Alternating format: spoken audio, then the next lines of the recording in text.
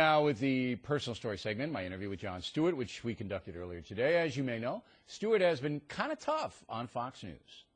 The other night on your program, criticized Fox News for bailing out of the president's back and forth with the GOP. After we used an hour of it, all right, and bailed out for about 12 minutes because we had other stuff to do. And you were offended, personally offended. So I wasn't offended. I thought it was funny. The president at times being a little bit combative. We're going to cut away because this is against the narrative that we present. But, Stewart. Oh, my God. On election night in You got like Ali's reach. You see the arms on this guy? You had no idea, It's like dealing with Dikembe Mutombo, trying to argue with. You're giving me one of these. But, no. On Massachusetts vote night, when we covered Coakley's speech in the entirety. Yes. When we covered the winner's speech in the entirety, Brown. Yes. Okay. And the other CNN and MSE didn't cover Brown. I should have. You didn't say a word, did you? You're absolutely right. I rest my case. Your case is rested. Now, are you shocked that a Democratic poll operation shows that Fox News is the most trusted news operation in the country? 49% of Americans trust Fox News. I'm not shocked by that. Are you shocked that an internet poll said I was the most trusted newscaster in America? Yeah, but that was like Blinky did it. This was a big concern, okay? And somebody told me off the record that you were one of the 49% that believe Fox News is the most trusted news organization. Here's what I believe. Fox News is the most passionate and sells the clearest narrative of any news organization, if that's how are you still referring to it in that manner? Yeah, it's a news organization. Right. That's how the poll referred to it. No, I'm sure nobody had any problem. Only you. Well, only you. I think Fox, in and of yourself, say you're not a news organization all day. Isn't it now your news? What was it? Your news from 9 to 11, and then your opinion, and then your news again from like 1 to 2:30. It's kind of like a newspaper. Except on the Jewish holidays, then you're not, and then on alternate parking days you're news, but then Christmas you're not. Okay, and think about the news pages, and then you open another page, and there is the opinion page, clearly labeled opinion page. Yeah. You have no problem with that, right? First of all, newspapers are a passive piece of paper that you go to, and you know where the opinion thing is. Television doesn't function that way, and you know it. You don't think people know the Factor is an opinion show? You don't think they know that?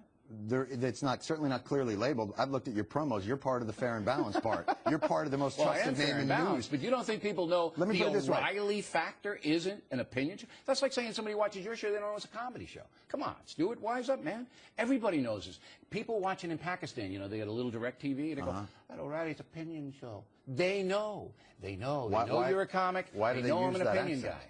guy. Let me ask you a question. You truly believe that Fox News is just a nonpartisan, fair and balanced, trustworthy? Our hard news operation is. But of course, now you're casting aspersions. Yes, I am. Big word. I believe I am. All right, casting aspersions. That's right. People like Shepard Smith, people, all of our White House people. Listen, here's the brilliance of report fairly. Here's the brilliance of Fox News.